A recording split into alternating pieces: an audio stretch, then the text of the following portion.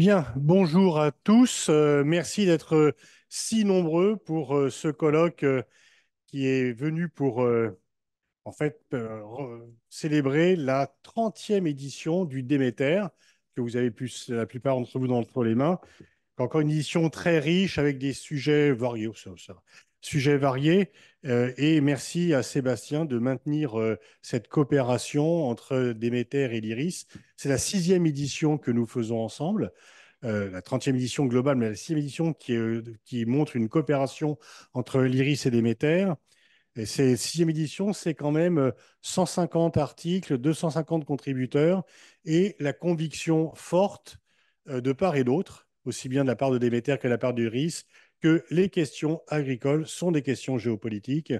Et Sébastien a été depuis longtemps un militant de cette évidence et travaille depuis longtemps pour la faire admettre. Et depuis quelque temps, plus personne ne nie cela.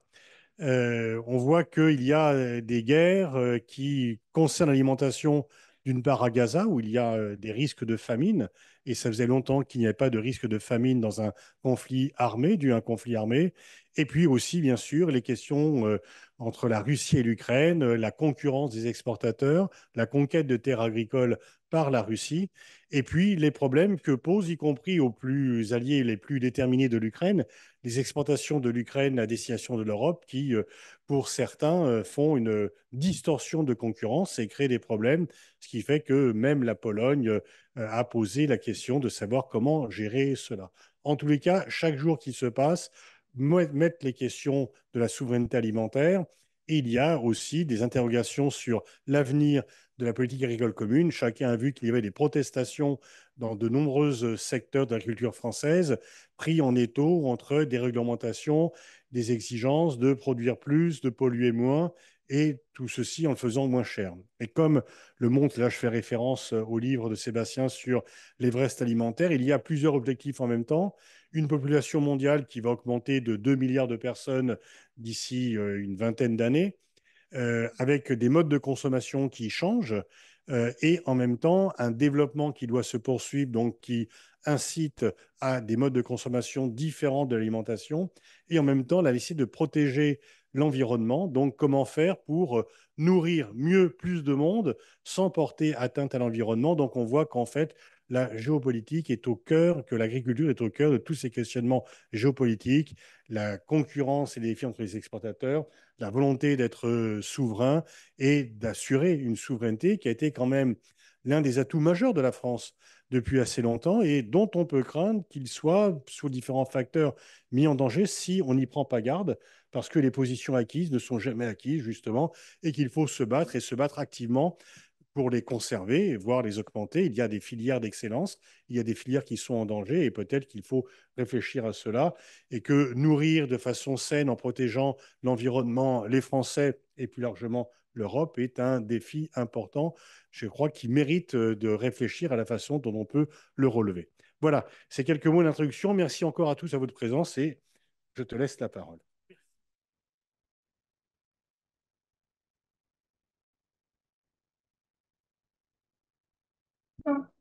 Merci Pascal pour ces mots et pour entretenir cette collaboration entre le Club des Métairies et l'IRIS, qui a permis de publier 6 ouvrages annuels sur les enjeux agricoles mondiaux.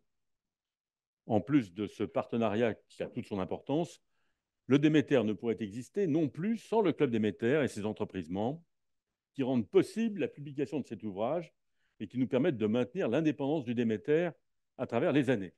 Effectivement, aujourd'hui, on va parler du Déméter, mais quand même, il faut bien que je le place, parce que hier est sorti un ouvrage important, Veut-on nourrir le monde? Franchir l'Everest alimentaire en 2050, de Sébastien Abyss, un ouvrage que j'ai lu et que je vous recommande vivement. Mais il fallait quand même que je le dise. Aujourd'hui, nous sommes heureux de publier la 30e édition du Déméter. Depuis 1993, l'ouvrage propose des analyses prospectives sur l'agriculture, l'alimentation et le développement en France, en Europe et dans le monde.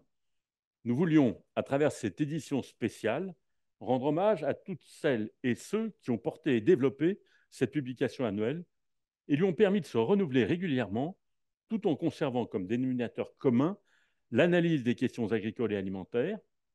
Je remercie donc l'ensemble des directeurs de la publication qui ont créé et porté l'ouvrage, Isabelle Algouy, Marie-Robert Bédès et enfin Sébastien Abyss, qui dirige actuellement l'ouvrage et lui a donné la forme qu'on lui connaît actuellement. En plus des directrices et directeurs qui ont porté le projet à travers les années et qui ont su l'adapter et lui donner cette longévité, le Déméter, c'est avant tout une aventure collective, non seulement par la multitude d'auteurs mobilisés, que je remercie chaleureusement, mais aussi par le rôle clé du comité de rédaction qui s'est renforcé et qui a évolué au fil des années. Je remercie sincèrement l'ensemble des membres qui l'ont composé et qui le composent aujourd'hui pour leur implication et leurs idées. Certains d'entre eux sont présents aujourd'hui dans la salle, comme Lucien Bourgeois, qui est actuellement le premier membre à être entré au sein du comité de rédaction de l'ouvrage, parmi les membres actuels, et qui participe à la création du Déméter depuis 2008. Lucien viendra justement nous partager quelques mots pour l'occasion. Grâce à l'ensemble de ces contributions, le Déméter essaye de cultiver des graines pour tenter de comprendre les dynamiques qui parcourent le monde, apporter des réflexions différenciantes, favoriser les intelligences circulaires et contradictoires. À travers ces dernières éditions, l'ouvrage a proposé des clés de lecture sur des sujets stratégiques et qui restent encore aujourd'hui d'actualité, avec des thèmes tels que produire et se nourrir dans un monde déboussolé, les nouvelles frontières de l'alimentation, mais aussi les enjeux de la durabilité pour l'agriculture et l'alimentation. Le Déméter 2024 se positionne dans la suite de ses prédécesseurs. Cette 30e édition, intitulée Mondes agricoles, cultiver la paix en temps de guerre, s'inscrit dans un contexte mondial fort où les conflictualités semblent se renforcer. Loin des réactions à chaud, la particularité du Déméter est qu'il s'inscrit dans le temps long et qu'il invite à prendre de la hauteur sur les enjeux qui animent le monde et les sujets du moment. Face aux défis politiques, économiques, sociaux, climatiques et environnementaux aujourd'hui posés à la production agricole et aux systèmes alimentaires, l'ouvrage offre une contribution croisant des perspectives pluridisciplinaires nécessaires pour appréhender la complexité du monde. Le Déméter 2024 s'attelle aussi à souligner l'optimisme et porte un regard sur les mondes agricoles qui peuvent contribuer aux solutions de demain et apporter la paix. Alors, afin de décortiquer et débattre de ces sujets pleinement stratégiques, nous avons le grand plaisir d'accueillir aujourd'hui 3 invités pour la table ronde. Philippe Choquet, directeur général d'Uni-la-Salle, école membre du réseau Interface Formation du Club Déméter et président de la Fédération des établissements d'enseignement supérieur d'intérêt collectif. Marina Pourrias, experte associée au Club Déméter, auteur du chapitre Transition vers un nouvel ordre, entre incertitude et insécurité, dans le Déméter 2024. Tania Sologou, responsable des pays émergents et des risques géopolitiques à la direction des études économiques du groupe Crédit Agricole SA, auteur du chapitre Vers la géosécurisation des systèmes alimentaires de cette 30e édition. Nous aurons également le plaisir et l'honneur d'accueillir Christine Avelin, directrice de France Agrimaire, et Chrysoula Zakharopoulou, secrétaire d'État chargée du développement et des partenariats internationaux auprès du ministre de l'Europe et des Affaires étrangères, pour clôturer ces débats et cette séquence. Je tiens à remercier chaleureusement nos invités pour leur présence et d'avoir accepté cette invitation pour partager leurs réflexions. Nous avons entamé cette table ronde. Nous sommes heureux de pouvoir écouter Lucien Bourgeois, économiste, membre de l'Académie d'agriculture de France et premier membre à être entré au sein du comité de rédaction du Déméter pour nous partager quelques mots. Merci Lucien d'avoir accepté de nous partager cette expérience et pour votre implication dans l'ouvrage.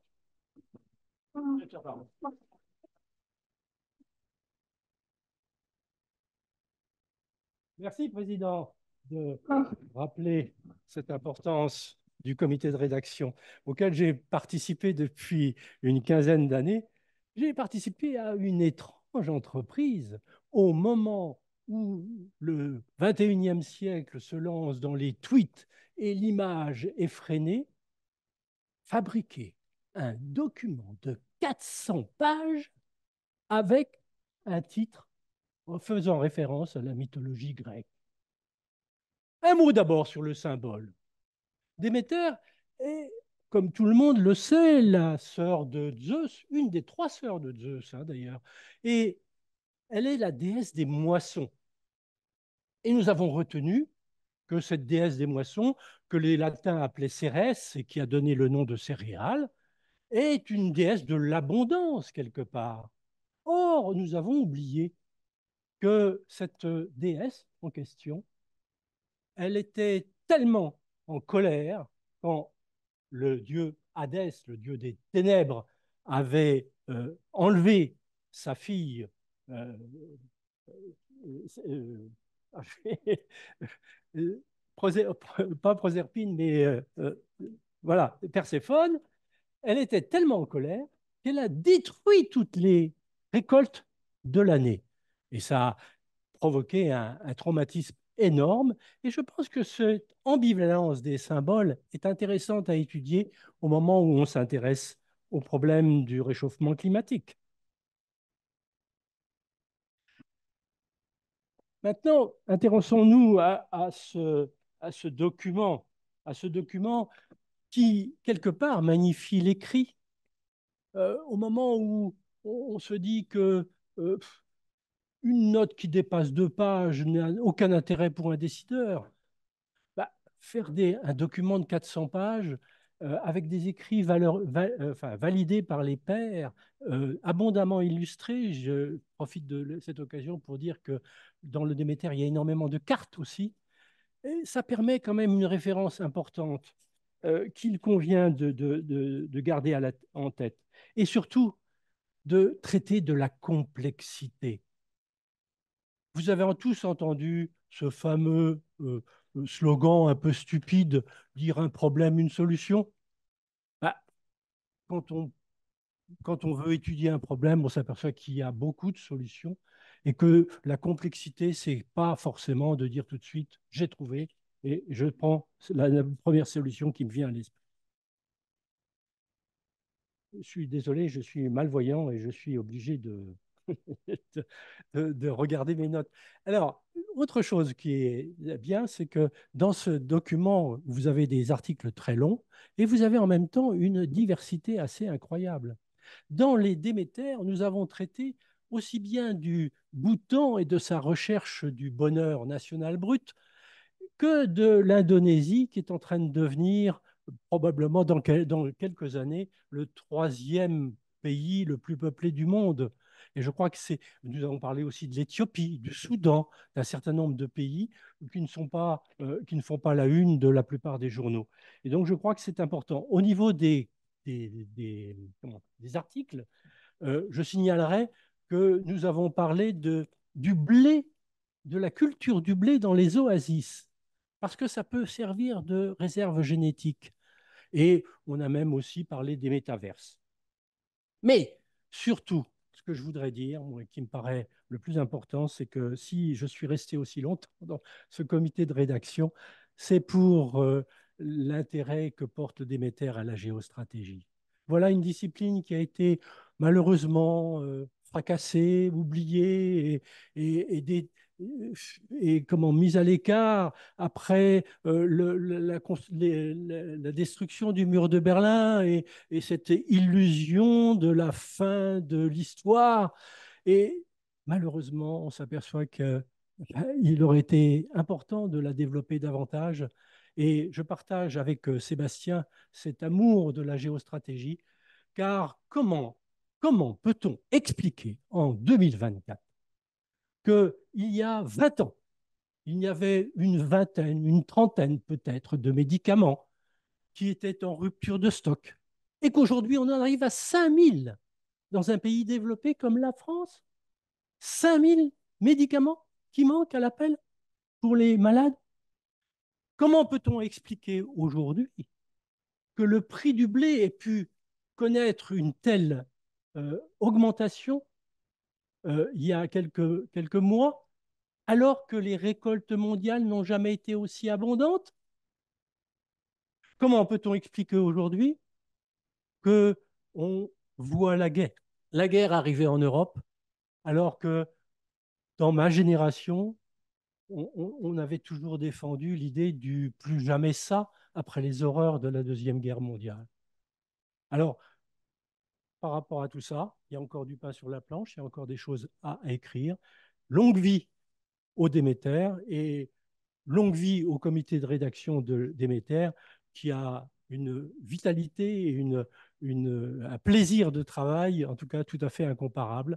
Et merci à Déméter de provoquer une telle joie. Merci.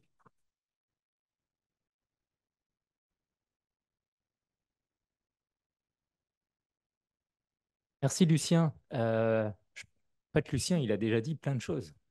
Bonsoir à toutes et à tous. Et il a dit une chose fondamentale, c'est que pour penser la complexité du monde, il fallait, avant d'agir et pour essayer de bien agir, bien réfléchir. Et pour bien réfléchir, il faut évidemment que personne ne pense la même chose, parce que sinon, vous allez nulle part. Une société qui pense la même chose, c'est une société qui ne pense plus. Et donc, on a besoin, face à la complexité, de cultiver le contradictoire, de cultiver la diversité de pensée. Et précisément sur ces questions agricoles et alimentaires, ce qu'on essaye de faire dans le Déméter depuis de nombreuses années, c'est précisément de regarder cette très grande hétérogénéité de situation à l'échelle internationale, des marches mondiales agricoles qui ne sont pas les mêmes, des problématiques alimentaires qui ne se rencontrent pas avec des facteurs équivalents, des problématiques équivalentes, des investissements similaires, mais finalement un sujet formidable qui est que quand on parle d'alimentation, en fait, vous parlez à tout le monde. Et on n'a jamais été aussi nombreux sur la planète. Et que quand vous parlez d'alimentation, il faut avoir l'honnêteté de reconnaître que vous devez du coup parler d'agriculture et de pêche. Parce que si vous voulez parler d'alimentation correctement, mais vous oubliez celles et ceux qui font que les tables sont joyeuses la plupart du temps, notamment dans nos contrées, qui redécouvront peut-être un inconfort parce qu'il y a de l'inflation inévitable, parce qu'on fait des transitions pour avoir une alimentation qui soit plus vertueuse. Donc l'alimentation, elle sera inévitablement plus chère. Donc vive l'inflation, si on veut être cohérent avec nos ambitions climatiques. Mais en même temps, à côté de cette situation à proximité pour nous, en France ou en Europe, il y a une situation mondiale. On essaye tous les ans dans le Déméter de regarder parce que finalement, on n'est pas dans une marche mondiale très solidaire. Et Lucien Bourgeois l'a évoqué, la géostratégie explique beaucoup de choses aujourd'hui sur cette très grande fracture agricole alimentaire mondiale. Mais il ne faut pas agricoliser à l'excès les sujets agricoles. C'est-à-dire que beaucoup de choses qu'on voit dans l'espace agricole, dans les problématiques agricoles, sont une caisse de résonance à des maux de la société, à des maux de la planète, à des troubles du faire ensemble et du vivre ensemble. Et donc, c'est ce qu'on essaye aussi beaucoup de faire au Club Déméter dans le cadre du partenariat avec l'IRIS et cette édition du Déméter, c'est de regarder plusieurs échelles de temps, d'espace, de secteur, d'essayer de faire des ponts entre tout cela. C'est sans doute parce qu'une partie du comité de rédaction n'est pas ingénieur de formation, donc il y a des frustrés parmi les gens dans le comité de rédaction. On essaye de fabriquer des ponts à notre manière, avec des idées, avec des réflexes, avec des volontés. Et puis les ingénieurs à côté nous corrigent pour donner de la rigueur dans tout ça. Et on a un comité extrêmement bizarroïde. Personne n'est d'accord. C'est fantastique. Vous finissez une journée avec un comité comme ça, vous voyez les choses autrement. Et ça vous montre bien que si on veut essayer d'appréhender la complexité du monde, surtout sur ces sujets agricoles et alimentaires, encore une fois, surtout lutter contre la pensée unique. Une fois que j'ai dit ça et que j'ai fini mes 3 minutes de commentaires un peu personnels ou engagés, c'est comme vous le voulez, je ne vais pas représenter les invités, je ne vais pas remercier à nouveau tout le monde, je voudrais juste avoir une pensée pour deux personnes qui font que le Déméter 2024 soit présent ce soir sur le fond et la forme en l'état. Anaïs Marie, qui a rejoint le Club Déméter il y a un peu plus de 2 ans, qui a pris la suite de Mathieu Brun, que je salue, qui est dans la salle, et qui a participé, Mathieu, au développement de cette publication pour lui donner cette qualité scientifique, cette robustesse de thèmes traités. Anaïs a pris la suite. Anaïs Marie, c'est celle qui fait que, encore une fois, des pages Word imparfaites parce que les auteurs écrivent mal. En fait, ils écrivent très bien, mais il faut rendre intelligibles les écrits de chacun. Et ça, c'est un travail de fourmi. Anaïs le fait. Et de l'autre côté, il y a Marc Berzeroli à l'IRIS, dans l'équipe d'édition de l'IRIS, qui fait un énorme travail pour faire en sorte que, voilà, des réflexions, des idées, des analyses se transforment en livres et qu'un livre comme le Déméter, on ait envie de le lire. Lucien l'a dit, c'est un peu consistant. Ça, c'est les 6 éditions communes, Iris et Club Déméter. Quelqu'un tout à l'heure m'a dit, est-ce que si on en achète 5, il y a un prix? Non, on ne pratique pas la ristourne. En plus, je vous rappelle qu'avec les lois Egalim, c'est périlleux en ce moment, les questions des ristournes. Donc, non, non, le Déméter, c'est plein pot. Et si vous n'êtes pas en capacité de prendre le tout, ben, achetez la dernière édition, évidemment, parce qu'elle est la meilleure. Parce que chaque année, on essaye de faire mieux qu'avant. C'est un peu à l'image du monde, il faut essayer de progresser. Et le Déméter 2024, il est assez remarquable. Et je voudrais juste, avant de rentrer dans la table ronde, avoir un petit mot sur la couverture parce que on a cassé la ligne graphique des dernières années. On a voulu revenir à un petit message autour de cette déesse qui sème des graines. Mais en fait, ce n'est pas des graines agricoles.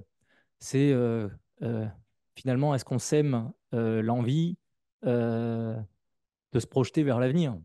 Est-ce qu'on regarde le futur comme quelque chose qui peut être conquis, dans lequel on va faire mieux qu'aujourd'hui?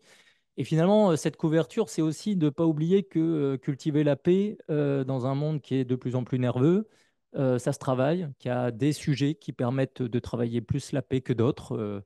On a l'immodestie de penser que les questions alimentaires et agricoles, c'est d'abord et avant tout du lien social, c'est du lien les uns avec les autres. Et c'est aussi ça qu'on voulait raconter dans cette édition. Donc merci à tous les contributeurs, merci au comité de rédaction, merci aux correspondants internationaux, tous les techniciens. C'est une équipe de 100 personnes à peu près, hein, ici et ailleurs dans le monde. Et ceux qui sont en ligne, je les salue. Euh, Notre table ronde, elle est, elle est redoutable. Elle vous a été présentée. Elle est redoutable parce qu'on va demander à nos 3 invités à la table ronde de répondre à des questions très précises. Et en plus, je suis gardien du temps. C'est-à-dire qu'on a 30 minutes et on a préparé 9 questions. Donc, je vous laisse compter. Je suis preneur d'une aide au timer de chacun. N'hésitez pas à me faire signe si certains des intervenants sont trop bavards et dépassent leur temps de parole. Mais c'était important pour nous d'avoir 2 auteurs qui ont publié dans le Déméter 2024 et en même temps d'avoir le directeur d'une école partenaire du Club Déméter, Philippe Choquet, qui dirige Uni-la-Salle, parce qu'on a envie de l'entendre sur aussi finalement, est-ce que la géopolitique dans une école d'ingénieurs agronomes qui fait aussi de plus en plus de choses sur la santé animale, les métiers vétérinaires, etc. Est-ce que la géopolitique, en fait, ça rentre dans ces enseignements? Et puis, comment lui-même regarde ces nouvelles générations qui se posent des questions sur ces métiers agricoles, ces métiers nombreux qui gravitent autour des questions alimentaires et comment précisément il les projette aussi dans un monde qui est ouvert, puisque quand vous êtes à Beauvais comme quand vous êtes à l'Iris, vous êtes sur la même planète que quiconque. Hein, vous n'êtes pas dans une bulle confinée et vous êtes obligé de regarder ce qui se passe aussi autour. Donc, voilà un peu l'objectif de cette table ronde, mais je me tourne d'abord vers Tania. Tania, vous êtes une éminente économiste. Je m'aperçois depuis que je vous connais qu'à chaque fois que je rencontre un économiste, il vous connaît. Ah, ça, c'est le club des économistes. C'est un petit peu. Non, tu n'as pas le droit de m'introduire comme ça.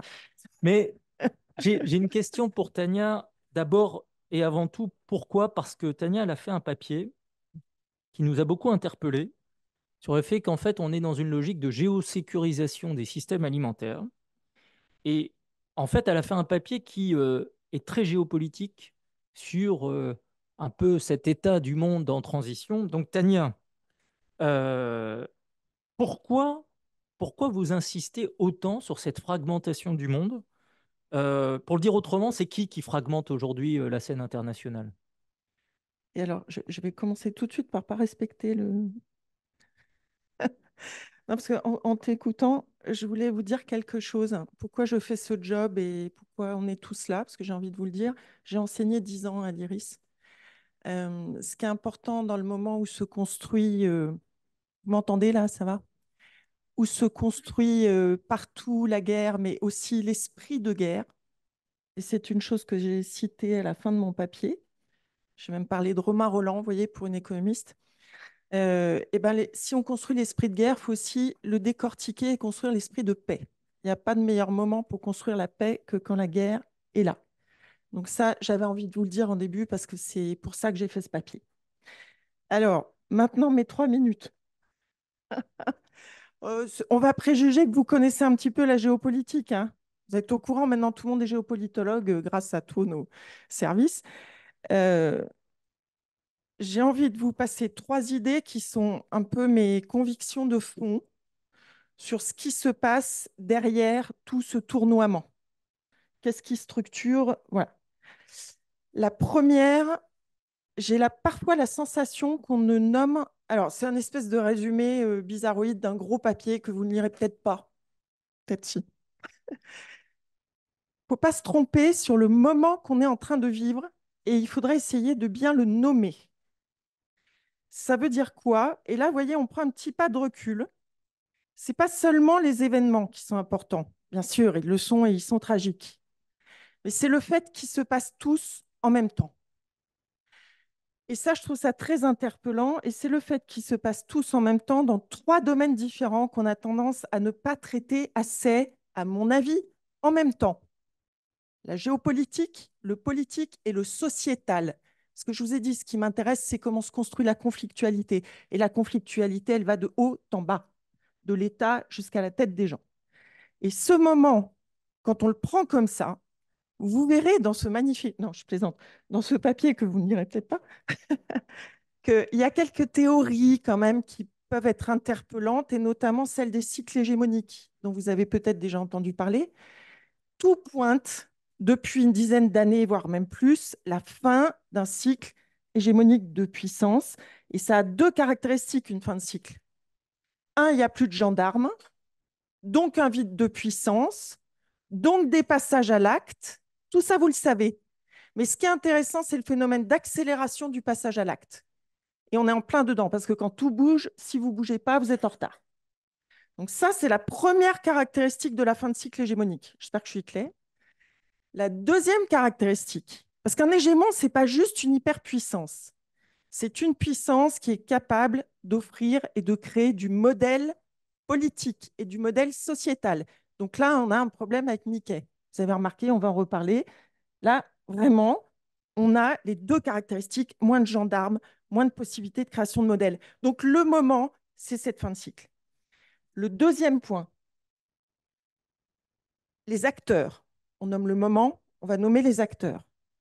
Les acteurs, je vous propose, je fais un résumé là, du monde en quelques minutes, hein, je ne sais pas, vous appréciez, non. Surtout devant une belle audience de spécialistes. Les acteurs, il me semble qu'il y a 3 niveaux à la fois de conflictualité et de recomposition, parce que tout ça se cherche. Le premier niveau, c'est bien sûr la vieille grammaire classique des grandes puissances, dans laquelle on a ce qu'on appelle des acteurs révisionnistes. L'acteur révisionniste, il passe à l'acte parce qu'il n'en peut plus de l'équilibre mondial et il est jusqu'au boutiste. Cette vieille grammaire des grandes puissances, elle se produit dans un monde et je pense qu'on ne pense pas encore assez l'interdépendance. Tous. C'est l'histoire des médicaments qui a été très justement rappelée. Il faut qu'on arrive à penser cette complexité, cette interdépendance, mais néanmoins, on retrouve, quand je dis vieille grammaire, c'est que les zones sont renommées. Il y a une grande redistribution des avantages comparatifs. Les ressources sont renommées. On retrouve des choses très vieilles là-dessus. Vous verrez, on a évoqué ce genre de théorie dans le bouquin. Ça, c'est la première couche de conflictualité. La deuxième couche de conflictualité, c'est toutes les puissances dites moyennes. Vous le savez, on n'arrête pas de vous le dire. Là, il y a une montée de l'opportunisme. Moi, ce qui me frappe, je travaille avec des pays dans le monde entier, c'est qu'il y a le même mot partout. Le fameux multi-alignement. Vous savez que les Indiens ont lancé. Bon, les Arabes l'ont repris, etc. Mais je l'ai retrouvé au Kazakhstan, je l'ai retrouvé au Vietnam. Il est partout. Mais il ne veut rien dire d'autre que le chacun pour soi. Et surtout, quels sont mes avantages, moi, puissance moyenne? Qu'est-ce que je peux prendre comme terre, comme ressource dans cette grande recomposition? Et là, on est dans une géopolitique des verrous. C'est quoi la géopolitique des verrous? C'est les outils, c'est la mer Noire, c'est que dans un monde de fluidité et d'interdépendance, chacun essaye de contrôler un verrou. Soit c'est un espace, soit c'est une matière première, et on va aller vers des mondes de cartels. D'accord? Donc, c'est la mer Noire, ça peut être le nickel, ça peut être tout ça. On n'a pas fini. Donc, ça, c'est les puissances moyennes. et avec éventuellement des petits acteurs. Ça peut être aussi un verrou technologique, c'est Taïwan. Alors là, je me permets de dire que les grandes puissances, parce qu'il y a le traumatisme des batteries pour les États-Unis, sont entrées dans un syndrome de Gulliver. J'aime bien l'appeler comme ça, parce que c'est la recomposition du très grand, du tout petit. Bah, voilà, la puissance se repense. Et le dernier point de conflictualité, désolé, j'ai peut-être 3 minutes, mais ça va aller. En fait, c'est celui auquel je tiens le plus. Donc, grande puissance, puissance moyenne, et puis à nous. Et là, il s'est passé quelque chose pour vous tous, parce que vous êtes là. Tout le monde est passionné de géopolitique. On a eu une géopolitisation des esprits. C'est très important. Dans les entreprises, ça se sent. Il y a un moment de réflexion stratégique avec des critères différents, des indicateurs différents, mais vous aussi. Et il y a une pensée aujourd'hui du monde fini, une angoisse qui monte. Je ne l'ai pas cité dans le bouquin, mais j'aurais pu parler de Kundera, qu'il a vu dès les années 80. Et les auteurs sentent les choses aussi. Je ne suis pas que économiste, j'écris des romans. Non, mais c'est vrai, je tiens à le dire quand même pour la présentation. Voilà. Alors, non, mais ce monde fini crée une angoisse qu'on peut appeler celle du monde vraiment à somme nulle, voire à somme négative. Ce que vous avez, je ne l'aurai pas. Et ça change absolument tout parce que ça change ce qu'on appelle la préférence des gens à la base. Et ça change tout de la politique, de l'économie, etc. Voilà. Et je vais conclure. Je vais revenir vers toi hein, quand même. Ouais. Ne dis pas tout de suite. Non. Ah ben non, j'ai plein de trucs à dire après, mais je vais quand même conclure avec quelque chose parce que tout ça mis bout à bout. Donc, vous voyez, je vous ai juste mis un peu les grands axes. Moi, je suis très inquiète de quelque chose. C'est qu'on voit revenir une logique de grand et de petit. On nous baratine avec... Pardon. Surtout qu'on est enregistré en plus. On est à l'Iris, tu peux y Donc, il y aller. a juste des journalistes, on est enregistré, etc. Donc, non. Alors, là, on est dans une grande réflexion sur la régionalisation du monde. Et là, je connecte avec l'agriculture. J'étais censée faire plutôt la présentation globale. Mais la régionalisation, c'est aussi une logique de grands États et de petits États, y compris dans le sud-sud. C'est-à-dire que le risque de nouvelles vassalisations, de nouvelles asymétries, la question de la relation des pays du Golfe avec l'Afrique, la question de l'accaparement des terres, la question du rachat des ports en ce moment qui se fait de façon accélérée, là, il y a quelque chose qui ne va pas être propice aux plus petits. Et il apparaît un syndrome très net, qui sont que ceux qui ont faim sont aussi ceux qui sont les plus endettés, sont aussi ceux qui sont les plus touchés par la crise climatique et sont aussi ceux qui vont le plus souffrir de la recomposition géopolitique. Voilà. Merci Tania. Tu as mis les pliés dans le plat, tu as cramé ton temps de parole. Ça, c'est pas grave. Je reviendrai quand même vers toi, mais merci de ça. Et du coup, je me tourne vers Marina. En fait, ce qui vient d'être décrit, ça a quelle déclinaison sur le plan agricole et alimentaire? Toi qui as aussi commis un papier sur ces grandes transitions stratégiques mondiales, mais avec une tonalité agricole plus marquée que le papier de Tania, comment tu observes ce qui vient d'être dit par rapport à ces enjeux alimentaires et agricoles?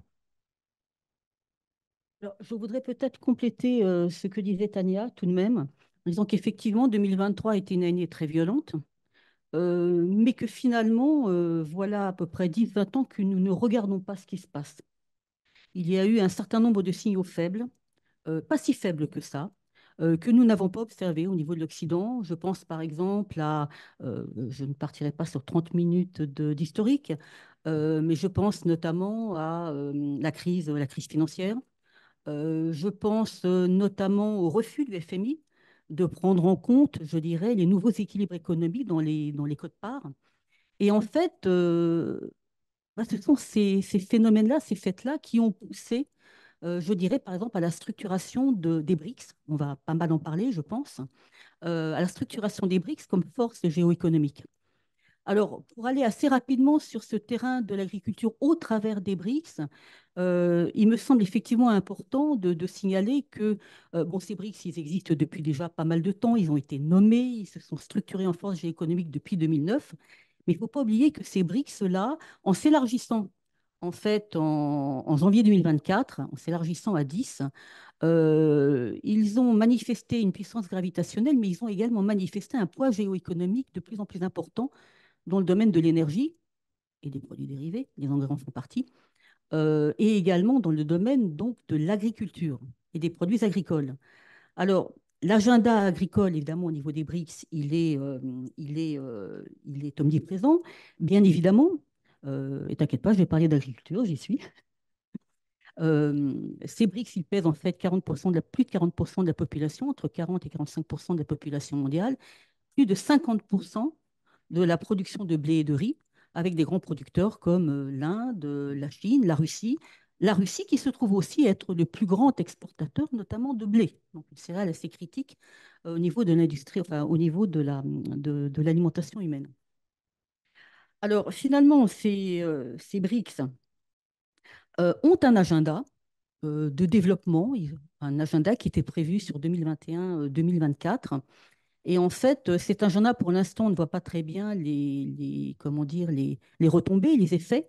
Mais ce qui est certain, c'est que ce que l'on voit, c'est qu'au niveau de ces puissances qui sont des grandes puissances productrices et exportatrices agricoles, on commence à voir des remaniements.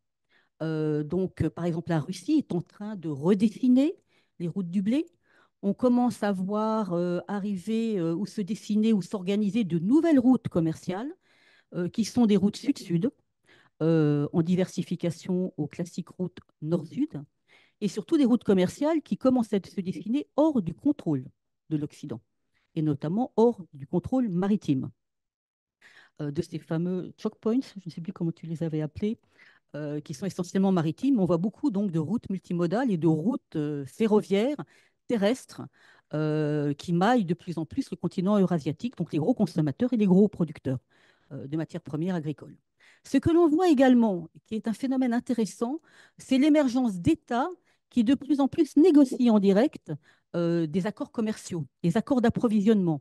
Je pense notamment à la Chine et la Russie, qui ont mis en place déjà depuis quelques années, il a été inauguré, je crois, fin 2022, un corridor du grain qui se termine à peu près à 100 km de la frontière chinoise, à Zabaïkalsk.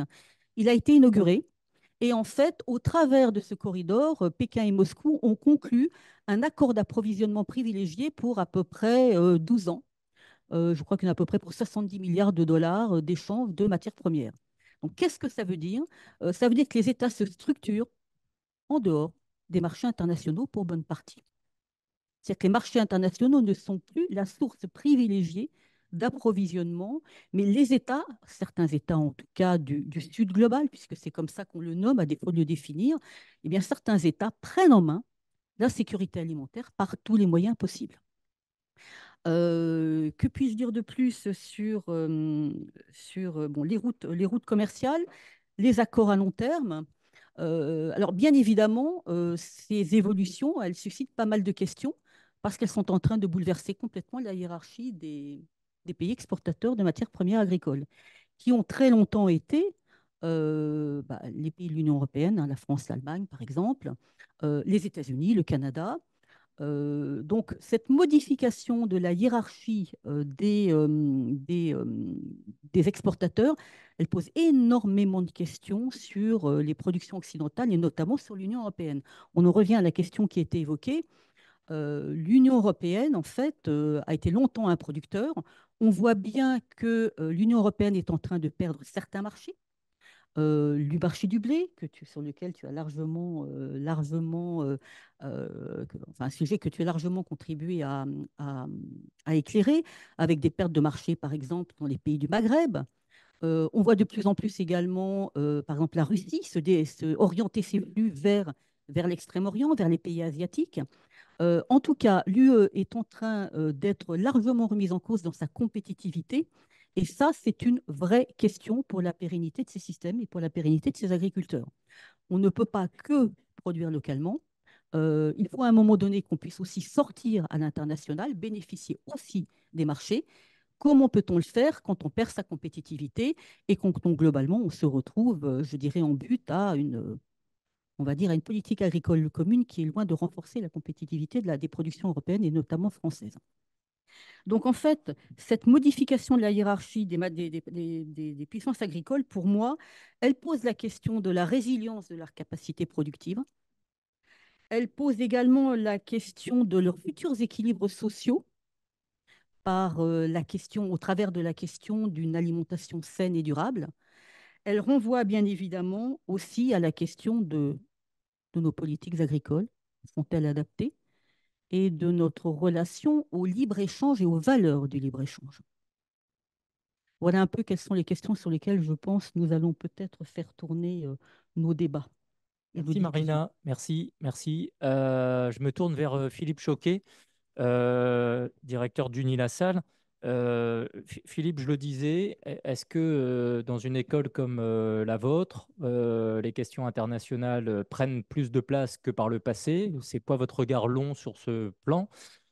Autrement dit, autrement dit, quand on s'intéresse un peu aux affaires mondiales et géopolitiques, qu'on a 20 ans, on rêve de faire l'IRIS comme école. Et puis quand on veut être sur les questions agricoles et alimentaires, on rêve de faire Unilassal. Demain, vous allez vous marier?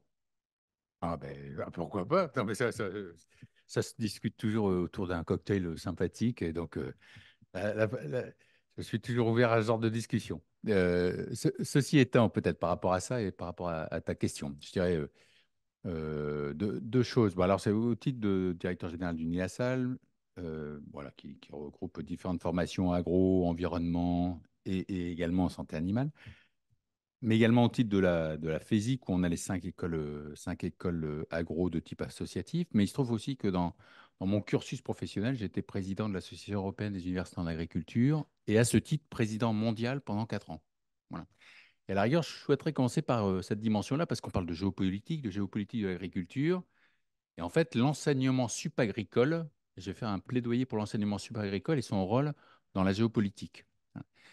Dans la période où j'étais président mondial, voilà, il se trouve, donc c'était une confédération qui regroupait les fédérations américaines, chinoises, russes, africaines, voilà. Et dans les années 2010, 2012, 2014, voilà, il y avait un engouement à travailler ensemble, voilà, avec une prééminence américaine, et puis les autres pays, la Chine qui était toute penaude, et voilà. Et progressivement, en fait, au sein de cette association mondiale, on a vu des rivalités, des groupes de pays prendre un peu le dessus. Par exemple, la Chine, très clairement. La Russie, qui a commencé à pas mal tourner, mais à s'enfermer un peu sur elle-même. Et c'était très intéressant de voir ces montées, et notamment la rivalité Chine-États-Unis qui a commencé à poindre. Et par rapport à ça, il ne faut pas qu'on soit, nous, naïfs, français, européens, par rapport à ce qui se passe au niveau international et à la manière dont l'enseignement supérieur est utilisé. L'enseignement supérieur, c'est une arme diplomatique, souvent utilisée comme telle, hein. On parle des États-Unis, alors au-delà de que ce soit un brain drain à attirer les talents du monde entier, mais on forme les talents pour le monde entier, donc un réseau d'influence. La Chine a emboîté le pas. La Russie le faisait depuis longtemps. Des pays aussi de taille moyenne comme la Turquie et tout ça le font généreusement. L'enseignement subagricole, on a toujours eu parce que l'alimentation est très ancienne, c'est les plus anciennes universités, parce que l'alimentation, c'est quelque chose, tout ce qui est produit alimentaire, on a toujours eu un commerce mondial par rapport à ça, parce que l'environnement n'a pas de frontières, parce que les problématiques de la mer n'ont pas de frontières. Donc on a toujours eu une histoire, je dirais, de partenariat et de coopération qui s'est peut-être un peu tendue ces dernières années, mais il se trouve aussi que cette base de partenariat et de coopération, de plus en plus, est utilisée par des pays comme une arme diplomatique. Aujourd'hui, quand les Américains vont dans un pays, ils arrivent avec leur Land Grant College, leurs universités en agriculture, et ils placent leurs billes par rapport à ça, et de manière collective. La Chine fait exactement la même chose. Et je me rappelle d'une réunion en Afrique où on était à quelques Européens, il y avait 21 ministres de l'agriculture africains. Et en fait, on voyait les Américains arriver avec toutes leurs promesses, et on voyait arriver les Chinois avec tous leurs prêts, et nous, Européens, on arrivait en ordre dispersé avec des offres qui n'étaient pas négligeables. Si on les cumulait, ça serait bien mieux que les Américains, bien mieux que les Chinois, mais on arrivait en ordre dispersé et sans prendre en compte l'enjeu essentiel de cet enseignement supérieur agricole, à former les élites de ces pays avec lesquels demain on va tracer ces nouveaux circuits commerciaux alimentaires essentiels pour la planète, avec lesquels on va discuter demain en fait des enjeux environnementaux. Et s'ils sont formés par des structures qui pensent différemment de notre culture européenne, bah oui, on perd en réseau d'influence. D'où l'importance d'investir par rapport à ça. Alors, j'en viens à nos écoles, à mon école. Est-ce qu'on forme à la géopolitique? Euh, Ma réponse est oui. C'est un enjeu de plus en plus essentiel parce que nos marchés sont internationaux, parce qu'on vit dans l'Europe et qu'il y a la politique agricole commune. Alors, le faisons-nous suffisamment? Je pense que au cours des dernières années, oui, on a pris, tout au moins au niveau de l'UNIASAL, la décision de nous renforcer sur cette dimension-là. Alors, je pense il y a la première étape qui est l'Europe, hein, où il faut qu'on connaisse bien nos voisins européens, qu'on ne se considère pas comme concurrents, mais comme complémentaires, qu'on puisse avoir des approches politiques de l'environnement, de la sécurité alimentaire, de l'alimentation santé convergentes pour pouvoir être fort pour négocier. Former nos jeunes, c'est aussi les amener à comprendre les enjeux. Alors, est-ce qu'on forme demain des géopoliticiens? Nos agronomes seront-ils géopoliticiens ou est-ce qu'ils... voilà, je pense qu'il faut les sensibiliser. On n'aura jamais le niveau d'expertise des gens de l'IRIS. Il faut que les gens de l'IRIS peut-être viennent aussi faire des doubles formations chez nous, donc à discuter. Euh, Par rapport à ça, il faut progresser. Ce qu'il faut aussi, c'est sensibiliser nos jeunes à ces enjeux. Voilà. Alors, c'est nos jeunes dans nos écoles d'agriculture, mais plus largement les jeunes. Alors, il y a des outils qui le permettent, on aura peut-être l'occasion d'en discuter. Il faut les mettre en situation d'immersion. On peut leur permettre de suivre des cours avec le monde entier. On leur impose une mobilité obligatoire, autant que faire se peut, en les déplaçant, en allant dans des pays où il y a des enjeux complètement différents des seuls enjeux européens. Hein, et ça leur permet voilà, d'être sensibilisés à ces enjeux qui les concerneront demain dans leur filière professionnelle. Compréhension, mais également, je dirais, responsabilisation. C'est-à-dire que les jeunes que nous formons, qu'ils soient français, qu'ils soient étrangers, on a de plus en plus d'étrangers, ça permet de faire l'internalisation de l'interne. Ces jeunes, voilà, ils seront demain responsables des filières dans lesquelles ils auront travaillé. Ils seront responsables des achats qu'ils feront, qui au Brésil, qui en Russie, et comment géreront-ils ces politiques d'achats? Comment structureront-ils demain, voilà, ce négoce international qui est indispensable, qui sécurise quelque part l'alimentation pour tous. Voilà, donc il y a des vrais enjeux par rapport à cela, donc de sensibilisation, de compréhension, mais aussi et surtout de responsabilisation et de faire en sorte qu'ils soient engagés.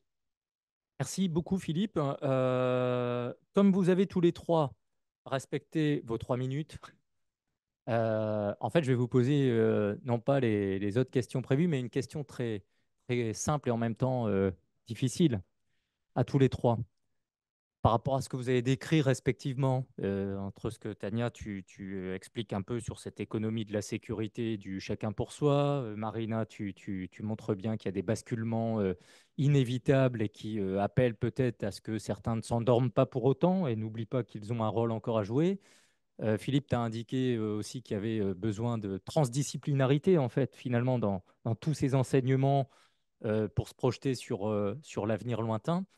Euh, Si vous devez me donner un facteur d'optimisme dans ce monde un peu nerveux climatiquement, géopolitiquement, sociétalement, vous le mettez où, votre facteur d'optimisme, Tania? Et vous avez 1 minute 30 chacun. Et cette fois-ci, je serai redoutable.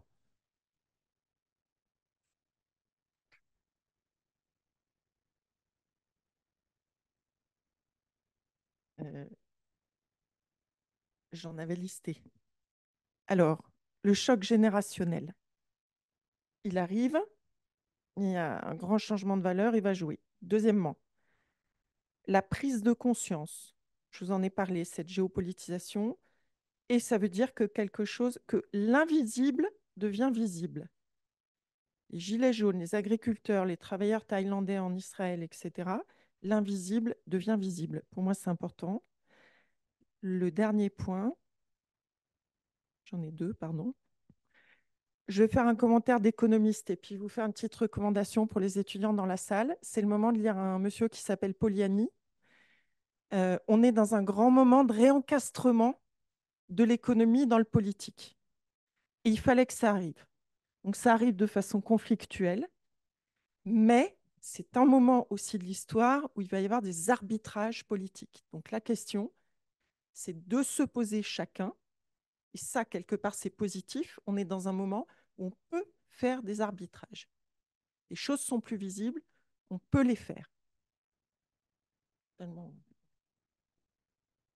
Parce que Poliani a étudié tout ce qui s'est passé dans les années 30 et son grand thème, c'est la question des cycles de relation entre l'économie et la politique et du réencastrement, justement, à certains moments de l'histoire, de l'économie qui s'est un peu échappée dans la question du politique. Pour moi, c'est positif. Merci, Tania. Marina, même question, même timing. Pas plus court en ce qui me concerne. Je pense qu'effectivement, la visibilité est importante et même si les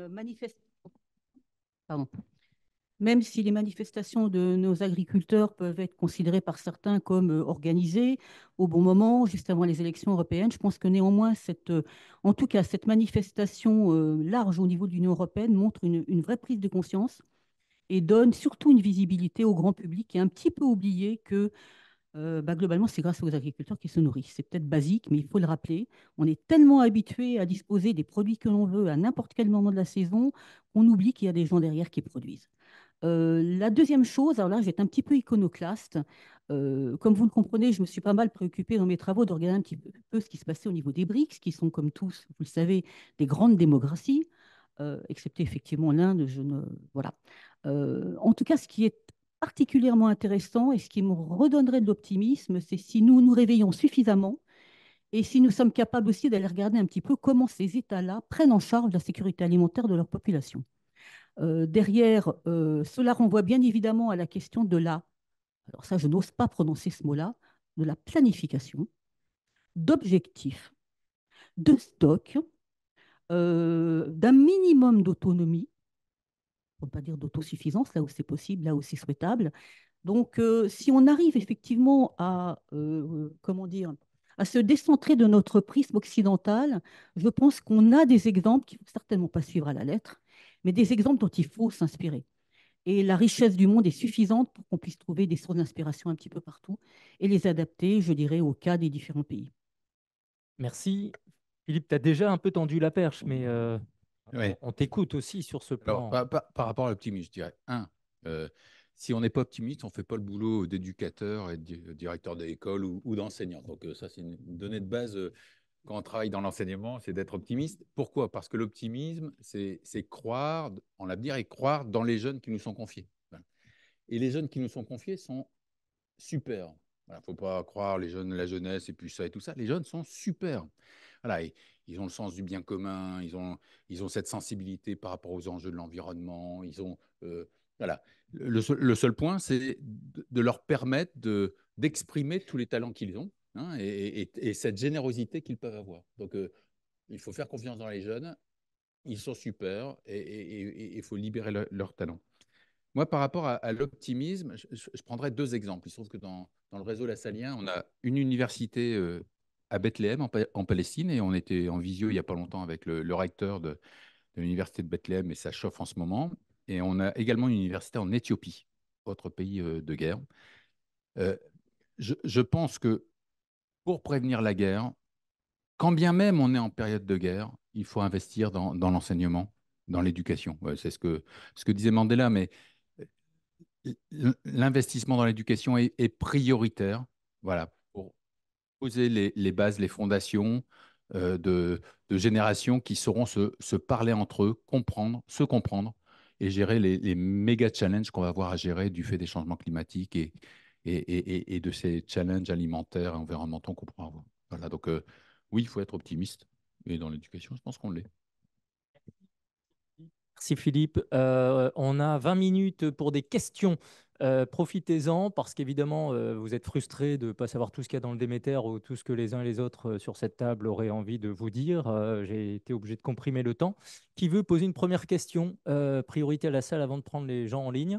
Est-ce qu'il y a des mains qui se lèvent? Allez, on y va. À l'essentiel, hein, les questions, merci. Et il y a un micro qui arrive. il gambade, il saute les sièges, il arrive.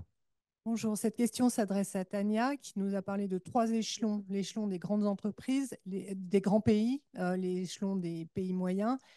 Et moi, j'ai compris l'échelon du citoyen, mais j'ai peut-être mal compris parce que je ne vois pas du tout dans la géopolitique ce que le citoyen va pouvoir faire. Merci de cette question. Monsieur, derrière, monsieur devant ensuite. Merci de projeter les micros avec fracas pour qu'ils puissent... Est-ce qu'il y a un deuxième micro peut-être? Voilà, merci. On a entendu, avant la Seconde Guerre mondiale, on disait qu'on avançait en somnambule. On est dans cette période. Vous avez parlé de la paix, vous avez parlé d'éducation. Il faut réunir l'éducation à la paix. Aujourd'hui, on décide pour nous où on va et comment on va, cran par cran, pour l'escalade. Et moi, je pose la question démocratique. Est-ce que les citoyens sont conscients du côté somnambule où on nous emmène? Voilà. Merci de cette question importante. Monsieur, vous avez levé la main devant le micro, ici, si possible. Super. Bonjour Yves Pommier. Une chose qui me paraît très très choquante quand on étudie le commerce mondial des grains, en particulier, sans parler de la viande, sans parler d'impérialisme. Déjà, les satellites militaires américains permettaient à des compagnies et des trusts américains de savoir ce qui se passait en Russie soviétique, en Chine, alors que la Chine et la Russie, respectivement, ne savaient même pas quelle était leur production. Donc, il y avait déjà des jeux qui étaient faits à ce niveau-là. Et que je sache, les conférences de Bandung, de Cancun, ont déjà été des réactions, avant même l'existence des BRICS, contre ça. Donc, on est dans cette situation-là depuis fort longtemps, donc il n'y a pas de nouveauté là-dessus. Donc, pourquoi il y a des problèmes chez nous, pourquoi il y a des problèmes aux États-Unis depuis maintenant 20 ans, 30 ans? Je me rappelle avoir fait venir des agriculteurs allemands et américains déjà pour résoudre des problèmes de conflit entre les agriculteurs français et l'étranger. Donc, c'est la même chose. Donc, tant qu'on nie l'existence de trusts et de la finance mondiale derrière ces jeux de géopolitique autour des grains, on parle de rien du tout. Et aujourd'hui, ça devient caricatural puisque ces mêmes trusts, donc BlackRock pour citer des noms, ont acheté les kolkhozes en Ukraine. Ces kolkhozes nous envoient du blé, du poulet à des tarifs indécents qui font crever même les Ukrainiens sur place et évidemment qui font crever aussi et suicider nos agriculteurs ici. Donc, prenons le problème par le bon bout. Il y a un mot qu'il faut prononcer, ça s'appelle complot. Complot de réseau bancaire, comme on pouvait parler de complot vénitien contre l'Europe du Moyen-Âge. Et c'est à ce niveau-là qu'il faut le traiter. Merci de ces questions, réflexions. Il y a une demande devant. Je prends encore 2 questions. Et il y a monsieur au fond, qui s'appelle, je crois, Jean-Marie, sauf erreur de ma part. Et Baptiste. Baptiste Petitjean du commissariat au plan. Pour être rapide et efficace, j'ai écrit ma question. Vous avez parlé de planification, vous avez parlé d'arbitrage à faire, c'est un peu le même sujet. Vous avez également parlé de la fin d'un cycle, et donc ma question, est-ce que le système, l'architecture internationale en général et l'architecture de l'UE, de l'Union européenne en particulier, sont-ils adaptés à ces exigences? Merci de cette question. Je salue l'arrivée de Madame la Ministre. La question au fond, et puis ensuite je demanderai aux personnes de répondre à ces questions vastes. Oui, donc Jean-Marie Sironi, agroéconomiste, Académie d'agriculture. Ma question s'adresse à Marina. Tu nous as, dans des moments d'optimisme, tu nous as dit, en gros, il faut regarder ce que certains pays font, notamment les BRICS, etc. Et tu as décrit des outils, enfin des éléments de politique agricole qui allaient dans le sens de sécuriser les producteurs. Or, l'histoire nous apprend que pour augmenter la production, il faut sécuriser les producteurs. C'est ce qu'on a fait dans les années 60. Et donc, ma question, est-ce que tu penses aujourd'hui que l'Europe veut augmenter la production? Merci de cette question. Allez, j'ajoute 2 questions provenant des personnes en ligne. Première question pour Philippe. Les étudiants, quand ils pensent à l'international dans ton école, vers quel espace ou pays prioritairement les regards sont tournés?